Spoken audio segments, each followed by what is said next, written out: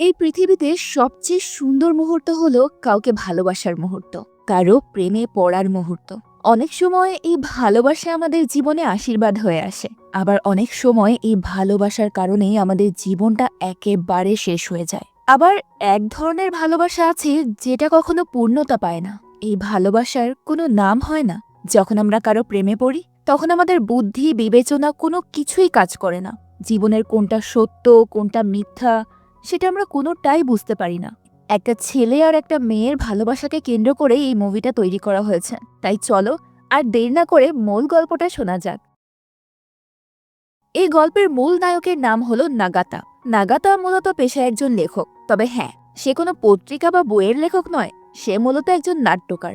নাটকের স্ক্রিপ্ট লেখাই তার মূল কাজ। তো এই নাটকের স্ক্রিপ্ট লিখে সে খুব একটা সুবিধা করতে পারছিল না। একদিকে সে যেমন মানুষের ভালোবাসা পাচ্ছিল না, অপরদিকে তার আয় রোজগারও হচ্ছিল না। তাই তার খুব অর্থ অভাব দেখা দেয়। সে বুঝতে পারছিল না বাকি দিনগুলো সে কি করবে। জীবনযাপন করা নাগাতার জন্য দিন দিন খুবই কঠিন হয়ে দাঁড়াচ্ছিল। নাগাতা যে নাট্যদলে কাজ করে সেই নাট্যদলের লোকেরা প্রায়ই তাকে অপমান করত, তার কাজ নিয়ে হাসাহাসি করত। আর এই কারণে নাগাতার মন সব সময় খারাপ থাকত। একদিন সে রাস্তা দিয়ে হেঁটে যাচ্ছিল।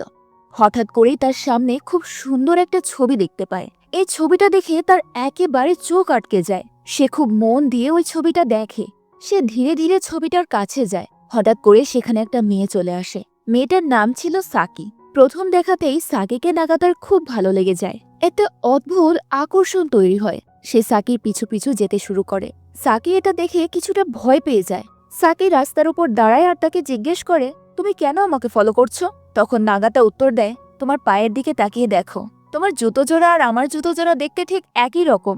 সাকি প্রথমে ভয় পেয়ে গেলেও এবার কিছুটা আশ্বস্ত হয়। আসলে নাগাতা সাকির সঙ্গে যে কোনো মূল্যে কথা বলতে চাইছিল, তার সঙ্গে সময় কাটাতে চাইছিল। আর তাই তো সে সাকির পিছু পিছু ঘুরতে শুরু করে। তো এরপর নাগাতা সাকিকে বলে যে, তোমার সাথে সময় কাটাতে ইচ্ছে করছে, চলো আমরা রেস্টুরেন্টে বসে কোল্ড কফি খাই। যদিও আমার কাছে কোনো পয়সা নেই, সেই বিলটা তোমাকেই দিতে হবে।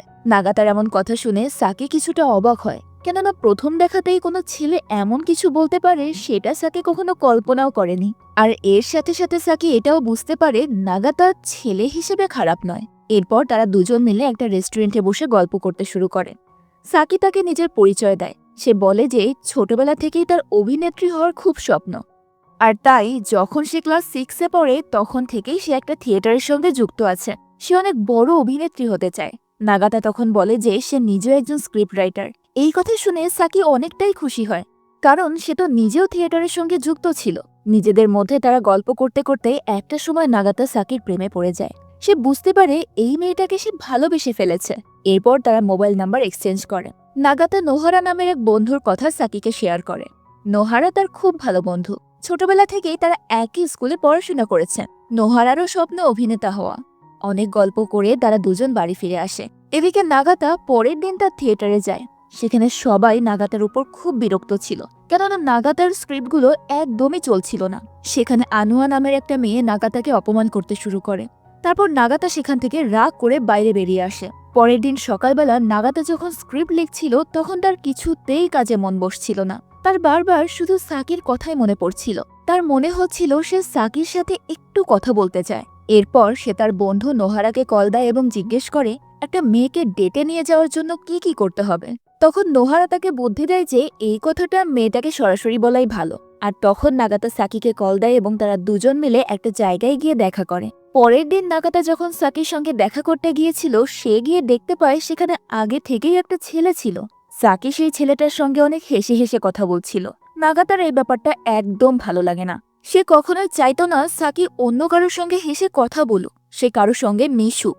সে শুধু চাইতো সাকি শুধু তারই থাকুক। মূলত এই ছেলেটা ছিল একটা মডেল। সে সাকিকেও মডেলিং করার জন্য অনুরোধ করছিল, কিন্তু নাগাতা স্পষ্ট না করে দেয় যে সাকি কোনো মডেলিং করবে না। আর এটা তো সত্যি, পৃথিবীতে ভালোবাসার মানুষকে কারোর সঙ্গে শেয়ার করা যায় না।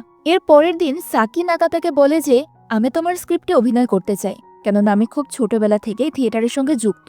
এতে নাগাতা খুব খুশি হয়ে যায় এবং সাকিও তার সর্বোচ্চটা দিয়ে অভিনয় করার চেষ্টা করে। এর ফলে নাগাতার দলে সাকির খুব নাম হয়। সবাই তার খুব প্রশংসা করতে শুরু করে। কিন্তু এত কিছুর পরেও নাগাতার অভাব কিছুতেই কাটছিল না। কেননা তার রোজগার ছিল খুবই কম। এই রোজগার দিয়ে শহরে বাসা ভাড়া দিয়ে থেকে তার দিন যাচ্ছিল না। আর তাই সাকি নাগাতাকে অনুরোধ করে তার অ্যাপার্টমেন্টে থাকার জন্য, কেননা এই অ্যাপার্টমেন্টে সে একাই থাকতো। সাকির কথা মতো নাগাতা তার অ্যাপার্টমেন্টে থাকা শুরু করে। তাদের দিনগুলো খুব সুন্দরই কাটছিল। তারা একে অপরের সঙ্গে খুব সুন্দর সময় কাটাচ্ছিল। একদিন হঠাৎ করেই সাকির মা অনেক বড় একটা পার্সেল পাঠায়। নাগাতা সাকিকে জিজ্ঞেস করে, এত বড় পার্সেলে কি আছে? তখন সাকি বলে, মা আমাদের জন্য খাবার পাঠিয়েছেন, কারণ অর্ধেক খাবার তো তোমারই লাগবে। এই কথাটা নাগাতার মনে প্রচণ্ড যন্ত্রণা সৃষ্টি করে, কেননা সেই অ্যাপার্টমেন্টে থেকে সাকি দয়ায় বেঁচেছিল। সে মনে মনে খুব কষ্ট পায়। এভাবে নিজের গার্লফ্রেন্ডের টাকায় থেকে খেয়ে সে নিজের ওপর খুব লজ্জিত বোধ করতে শুরু করে। সে মানসিকভাবে খুব ভেঙে যেতে শুরু করে। একটা সময় রাতে এক অভিমানে সে সাকির মায়ের নামে আজেবাজে কথা বলতে শুরু করে। সাকি তখন বলে, দয়া করে আমার মায়ের নামে কিছু বলো না। আমার মা খুব ছোটবেলায় তার স্বামীকে হারিয়েছে। একটা ছোট্ট দোকানে কাজ করে সে আমার খরচা চালায়, আর তাই দিয়েই সে তোমার আর আমার জন্য খাবার পাঠিয়েছে। নাগাতা বুঝতে পারে সাকির মায়ের নামে আজেবাজে কথা বলাটা তার একদম উচিত হয়নি। এরপর সে একটা নীরব জায়গায় গিয়ে বসে থাকে। বসে বসে সে তার জীবন নিয়ে ভাবতে থাকে। সে কি করবে কিছুই বুঝে উঠতে পারছিল না। সেই দিন সে তার বন্ধু নোহারার সাথে একটা নাটক দেখতে যায়। এই নাটকটার লেখক অনেক বড় একজন লেখক ছিল। অনেক নামি দামি অভিনেতারা এখানে অভিনয় করেছিল। নাটকটা ছিল এরকম যে একটা ছেলে একটা রেস্টুরেন্টে কাজ করে, কিন্তু সেখানে তাকে অনেক লজ্জা আর অপমানের মধ্য দিয়ে কাজ করতে হয়। এরপরেও জীবনের তাগিদে সে কাজটা ছাড়তে পারে না। এত লজ্জা অপমানের মধ্যেও সে কাজটা করে যায়। নাগাতা যেন এই ছেলের মধ্যে নিজেকেই খুঁজে পেয়েছিল। নাগাতার বারবার মনে হচ্ছিল তাকেও ঠিক এমন একটা জীবন বেছে নিতে হয়েছে যেখানে শুধু লজ্জা আর অপমান, এখানে কোনো শান্তি নেই। নাগাতা নাটকটা শেষ করার পর প্রচণ্ড কাঁদতে শুরু করে। এর পরের সিনে আমরা দেখতে পাই নাগাতা একটা মেয়ের সঙ্গে দেখা করতে গিয়েছে। মূলত এই মেয়েটা তাকে আর্টিকেল লেখার কাজ দেয়। যদিও আর্টিকেল লিখে খুব একটা আয় হতো না, কিন্তু এর পরেও নাগাতা মনে মনে এটা ভাবে, কিছু না করার চাইতে কিছু করা ভালো। সে যখন জানতে পারে সাকির সাথে তার সম্পর্ক রয়েছে, মেয়েটা সত্যিই খুব অবাক হয়। সে নাগাতাকে অনুরোধ করে, তুমি সাকির সঙ্গে কোনো সম্পর্ক রেখো না, কেননা সাকি খুব ভালো মেয়ে, আর সে তো খুব ভালো অভিনয় করে। তোমার সাথে সাকিকে মানায় না। এই কথাটা নাগাতার একেবারে কলিজায় গিয়ে লাগে, কিন্তু সে কোনো প্রতিবাদ করে না, বরং চুপচাপ থাকে। আজকের দিনটা তার ভালোই ছিল, কেননা আজ সে কিছু টাকা হাতে পেয়েছে। নাগাতা সেদিন রাতের বেলা কিছু ভালো খাবার কিনে বাড়ি ফিরে আসে। সাকি তার জন্য সেখানে অপেক্ষা করছিল। এরা দুজন খুব ভালোভাবে খাবারটা খায় আর খুব সুন্দর সময় কাটায়। সাকি তাকে বলে যে, আমার খুব ইচ্ছা এই ছোট্ট অ্যাপার্টমেন্টটা ছেড়ে একদিন একটা বড় অ্যাপার্টমেন্টে থাকবো, সেখানে প্রাণ ভরে নিঃশ্বাস নেব। কিন্তু নাগাতার সে সামর্থ্য ছিল না।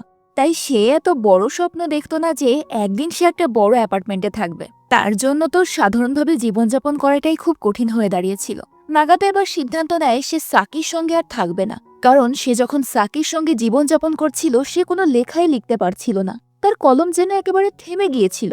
আর তাই সে সাকিকে পুরো ঘটনা খুলে বলে আর নিজে সেখান থেকে চলে যাওয়ার সিদ্ধান্ত নেয়। সাকি তাকে না যাওয়ার জন্য বারবার অনুরোধ করে, আর এটা বলে যে, তুমি তোমার জিনিসপত্রগুলো আমার বাড়িতেই রেখে যাও, যখনই তোমার ইচ্ছে করবে তুমি এখানে চলে আসবে, তোমাকে কেউ কিছুই বলবে না।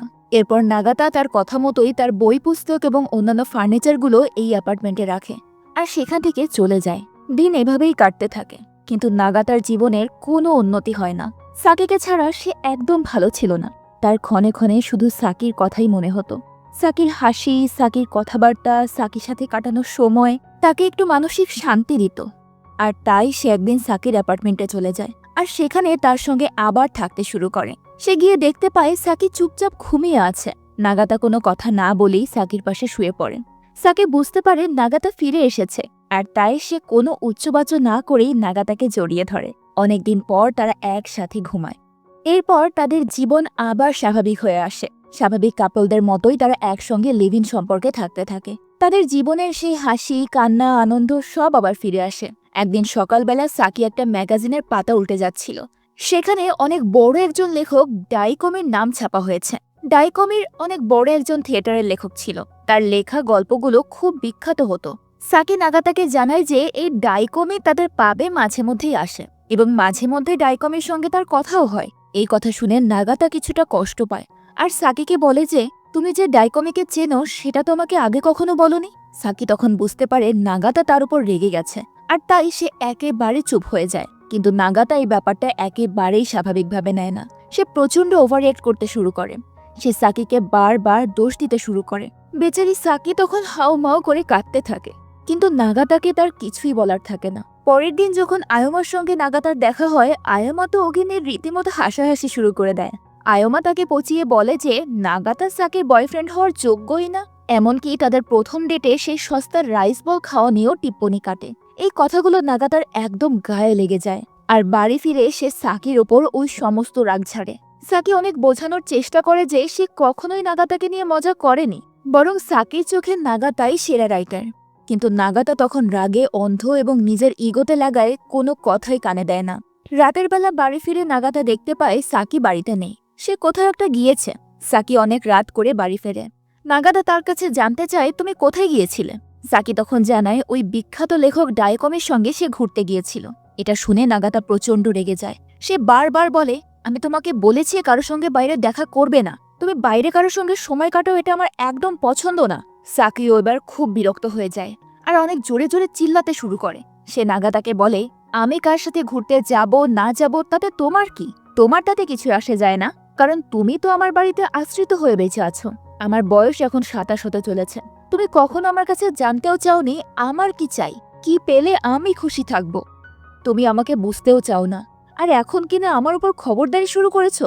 এই কথা বলে সাকি প্রচণ্ড কাঁদতে শুরু করেন। নাগাতা এবার বুঝতে পারে সাকি ভুল কিছু বলছে না। সে তো সত্যিই সাকিকে জীবনে কিছুই দিতে পারেনি, এমনকি সাকির বয়ফ্রেন্ড হওয়ার যোগ্যও সে না। নাগাতা সেখান থেকে বেরিয়ে যায়, আর অনেক দিন সাকির সঙ্গে সে যোগাযোগ বন্ধ করে রাখে। তো এর পরের দিন সাকি বুঝতে পারে সে নাগাতার সঙ্গে অনেক দুর্ব্যবহার করে ফেলেছে। সাকি নাগাতার সঙ্গে যোগাযোগ করার অনেক চেষ্টা করে, কিন্তু নাগাতার সঙ্গে তার দেখা হয় না। এমনকি সে নাগাতার বন্ধুদের বাড়িতেও যায় তার খোঁজ বের করার জন্য। নাগাতাকে কোথাও খুঁজে পাওয়া যায় না। ওই যে একটা কথায় আছে না, যে হারিয়ে যায় তাকে হয়তো খুঁজে পাওয়া যায়, কিন্তু যে নিজের ইচ্ছেতে লুকিয়ে থাকে তাকে কখনোই খুঁজে পাওয়া যায় না। নাগাতা চলে যাওয়ার পর সাকি খুব বিষণ্ণ হয়ে পড়ে। তার সব সময় নাগাতার সঙ্গে কাটানো স্মৃতির কথাগুলোই ঘুরে ফিরে মনে পড়তে থাকে। এরপর বেশ কিছুদিন কেটে যায়, কিন্তু একদিন হঠাৎ করেই নাগাতার সাকির কথা খুব মনে পড়ে। সে মানসিকভাবে একটু শান্তি পাচ্ছিল না। সাকির কথা তার বারবার মনে হতে শুরু করে। সে সাকির বাসায় যায়, আর গিয়ে দেখতে পায় সাকি মদ খেয়ে একেবারে মাতাল হয়ে আছে। যে মেয়েটা সুন্দরভাবে জীবন কাটাচ্ছিল তার জীবন যেন হঠাৎ করেই থমকে গেছে। সাকি প্রচণ্ড ডিং করতে শুরু করে।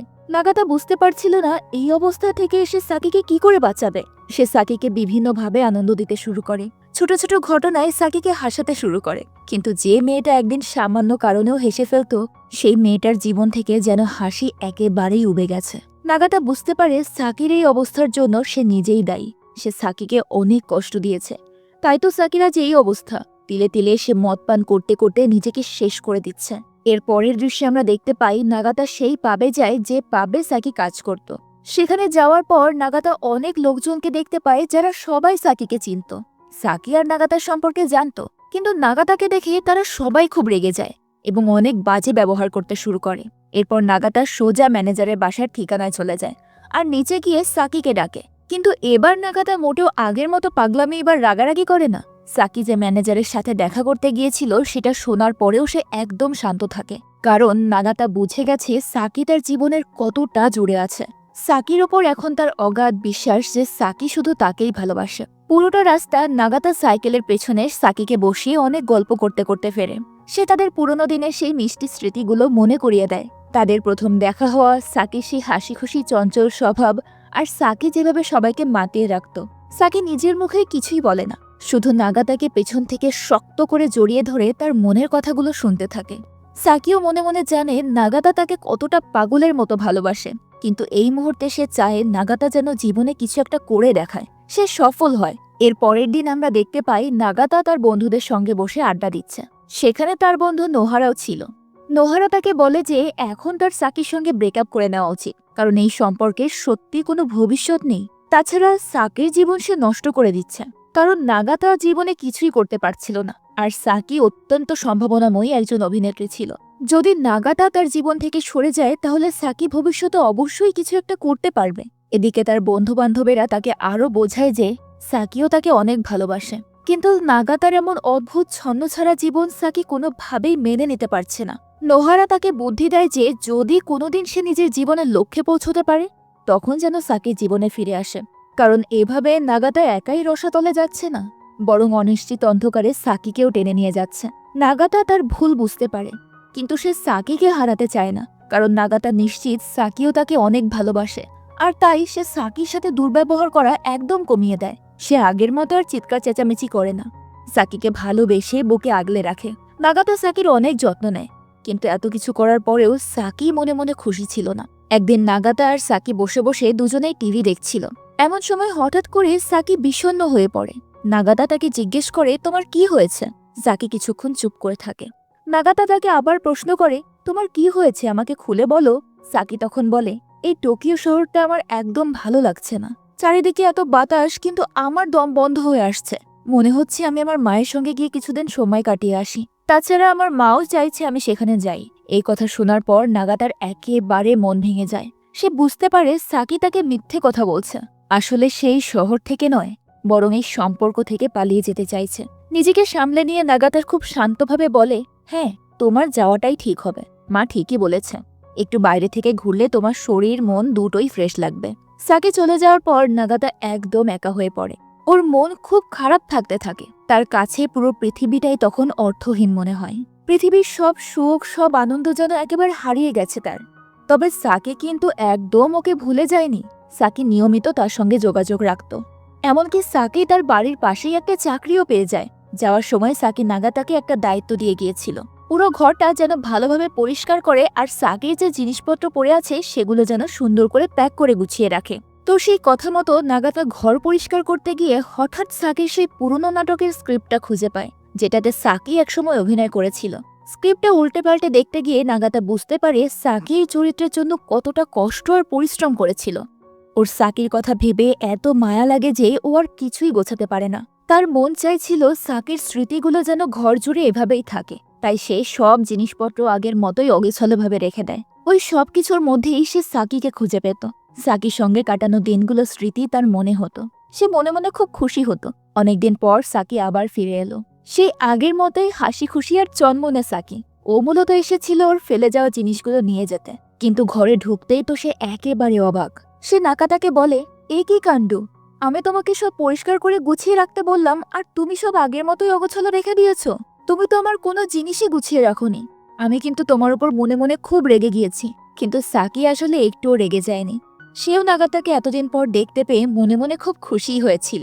নাগাতাও অবশ্য সাকিকে আবার কাছে পেয়ে এতটাই খুশি ছিল যে তার বকুনি সে কিছুই মনে করে না। সে সাকির হাতে ওই স্ক্রিপ্টটা ধরিয়ে দেয়। এরপর দুজন মিলে পাশাপাশি বসে নাটকটা পড়তে শুরু করে। নাটকটার নাম ছিল দ্যাট ডে, যেটাতে একটা ছেলে আর মেয়ের বিচ্ছেদের গল্প ছিল। নাগাতা পড়ছিল ছেলের সংলাপগুলো, আর সাকি পড়ছিল মেয়ের পার্টটা। স্ক্রিপ্ট পড়তে পড়তে ওরা যেন আবার সেই পুরনো দিনে হারিয়ে যায়। তারা জীবনে অনেক সুন্দর সুন্দর সময় কাটিয়েছে। তাদের জীবনে অনেক সুন্দর সুন্দর মুহূর্ত এবং স্মৃতি তৈরি হয়ে আছে। সেই সব কিছুই তাদের মনে পড়তে শুরু করে। সংলাপ পড়তে পড়তে নাগাতা হঠাৎ করে স্ক্রিপ্ট থেকে বের হয়ে গেল। সে যা বলছিল সেগুলো নাটকের কোনো কথা ছিল না, বরং তার নিজের জীবনের জমানো সব সত্যি আর মনের কষ্টগুলো বেরিয়ে আসছিল। ও একদম সাকির চোখের দিকে তাকিয়ে বলল, সাকি, প্লিজ আমাকে মাফ করে দিও। আমি আসলে তোমাকে সারাটা জীবন শুধু কষ্টই দিয়ে গেলাম। আজকে আমার জন্যই তোমার জীবনের এই অবস্থা। তুমি শুধুমাত্র তোমার জীবনটাকে নষ্ট করতে চেয়েছিলে। আমার জন্যই আজকে তোমার জীবনের অভিনেত্রী হওয়ার সেই ইচ্ছেটা মরে গেছে। যদি তুমি তোমার মায়ের কাছে ফিরে না যেতে, তাহলে হয়তো অনেক খারাপ কিছুই হতে পারত। সাকি যখন স্ক্রিপ্টের দিকে তাকালো, সে অবাক হয়ে দেখল সেখানে তো এসবের কিছুই লেখা নেই। সে তখন বুঝতে পারল নাগাতা আসলে অভিনয় করছে না। সে অভিনয়ের ওসিলায় নিজের ভেতরের অপরাধ বোধ আর যন্ত্রণার কথাগুলো সাকিকে বলতে চাচ্ছে। সাকিও তখন আর চুপ থাকলো না। সেও মনের কথাগুলো খুলে বলতে শুরু করলো। সে বলল, আমি জানতাম তোমার কাছে একদম টাকা নেই, অভাব অনটনের সংসার হবে, তবুও আমি তোমাকেই ভালোবেসেছিলাম। তুমি কোনো ভুল করোনি নাগাতা। জানো, আমি এই বড় শহর টোকিওতে খুব ভয় পেতাম। ভাবতাম আমি এখানে একা কিভাবে থাকবো, কিভাবে টিকে থাকবো এখানে। কিন্তু তুমি যখন পাশে এলে, আমি সাহস পেলাম। তোমার জন্যই আমি একা একা টোকিওর রাস্তায় হাঁটতে শিখেছি। তুমি তো একটুও বদলাওনি। তুমি এখনো সেই আগের মতোই আছো। আসলে আমিই বদলে যাচ্ছিলাম। এই সম্পর্কের টানাপোড়েনগুলো আর সামলাতে পারছিলাম না। তোমার সাথে কাটানো প্রতিটা মুহূর্ত আবার জীবনের সেরা স্মৃতি হয়ে থাকবে। আমি শুধু মন থেকে চাই তুমি জীবনে অনেক বড় হও। সাকি যখন একদম চুপ হয়ে গেল তখন নাগাতা তার মনের গহীনের সব জমানো কথাগুলো একে একে বলতে শুরু করলো। ও খুব আবেগ নিয়ে ওদের সুন্দর একটা ভবিষ্যতের কথা বলছিল। নাগাতা বলছিল, সাকি, তুমি গ্রামে থেকে নিজের জন্য কাজ করো আর নিজের শরীরের যত্ন নিও। আমি এখানে শহরে মন দিয়ে থিয়েটারে কাজ করব। আমরা দুজনেই টাকা জমাবো। তারপর আমাদের যত স্বপ্ন ছিল, যা যা ইচ্ছে ছিল, সব আমরা একসঙ্গে পূরণ করব। সাকিও তখন খুব মিষ্টি করে হাসছিল ওর কথা শুনে। ঠিক তখনই যেন একটা বড় ধাক্কা এলো। হুট করে ঘরের দেওয়ালগুলো চারপাশ থেকে সরে গেল। দেখা গেল ওরা আসলে কোনো ঘরে নেই, বরং একটা বিশাল বড় থিয়েটারের স্টেজ বা মঞ্চের উপর দাঁড়িয়ে আছে। আর সামনে হাজার হাজার দর্শক বসে ওদেরকে দেখছে। আসলে সত্যিটা হলো, সাকি কখনো ফিরে আসেইনি। এই পুরো ঘটনাটাই ছিল একটা নাটকের দৃশ্য। নাকাতা স্টেজে অভিনয় করতে করতেই বলছিল, সাকি, তুমি একদম টেনশন করো না। আমাদের বিশাল একটা বাড়ি হবে, যেখানে একটা সুন্দর বারান্দা থাকবে, আমাদের একটা পোষা কুকুর থাকবে, আর বড় একটা বাগান থাকবে। আমরা যখন বুড়ো হয়ে যাব তখন দুজন মিলে শান্তিতে বসে চা খাবো। এটা তোমাকে দেওয়া আমার কথা, সাকি। স্টেজে সাকির চরিত্রে যে মেয়েটা অভিনয় করছিল সে নাকাতার এই কথাগুলো শুনে আর চোখের জল ধরে রাখতে পারল না। সে কাঁদতে কাঁদতে বলল, নাকাতা, আমাকে মাফ করে দিও। ওদিকে দর্শকের ভিড়ের মধ্যে আসল সাকি বসে নাটকটা দেখছিল। তার চোখও তখন পানিতে ছলছল করছিল। সেও নিজের অজান্তেই বিড়বিড় করে বলছিল, নাকাতা, আমাকে মাফ করে দিও। নাকাতা হয়তো ভবিষ্যতে অনেক বড় অভিনেতা হবে, ওর স্বপ্নও পূরণ হবে, কিন্তু সেই স্বপ্নে সাকি আর কোনোদিনই ওর পাশে থাকবে না। নাকাতা অবশ্য মনে মনে সেটা জানত। এই অসম্পূর্ণ স্বপ্ন আর বুক ফাটানো কষ্ট নিয়েই নাটকটা শেষ হলো। আর সেই সাথে শেষ হয়ে গেল ওদের জীবনের গল্পটাও। আসলে আমাদের সবার জীবনটাই তো একটা বিশাল নাটকের মঞ্চ। এখানে মানুষ বদলায়, পরিস্থিতি বদলে যায়, হাসি, কান্না, প্রেম, বিচ্ছেদ সবই নাটকের দৃশ্যের মতো আমাদের জীবনে আসে আর যায়। পৃথিবীটা একটা বড় রঙ্গমঞ্চ ছাড়া কিন্তু আর কিছুই না, যেখানে আমরা সবাই সময়ের ইশারায় নেচে চলা এক একটা পুতুল। এই পৃথিবীতে হয়তো সাকি আর নাগাতার মিল হলো না। এর বাইরেও যদি অন্য কোনো পৃথিবী থেকে থাকে, হয়তো তারা সত্যি সত্যি বিয়ে করবে। তাদের ঘর আলো করে ফুটফুটে একটা শিশু আসবে। তাদের নিজেদের ঘর হবে, সংসার হবে। তবে আজকের মতো এরকম একটা অসম্পূর্ণতার গল্প নিয়েই আজকের সিনেমাটা শেষ হয়ে যায়। সিনেমাটা আমাদের মনে একটা প্রশ্ন রেখে যায়, একটা জীবনে আসলে কি শুধু ভালোবাসাই প্রয়োজন, নাকি এর সঙ্গে অর্থ, বৈভব সবকিছুরই দরকার আছে? আজ যদি নাগাতার রোজগার থাকতো, তার ভালো অর্থনৈতিক অবস্থান থাকতো, তাহলে হয়তো সাকি আর তার ভালোবাসার পথে কোনো কিছুই বাধা হয়ে দাঁড়াতে পারত না।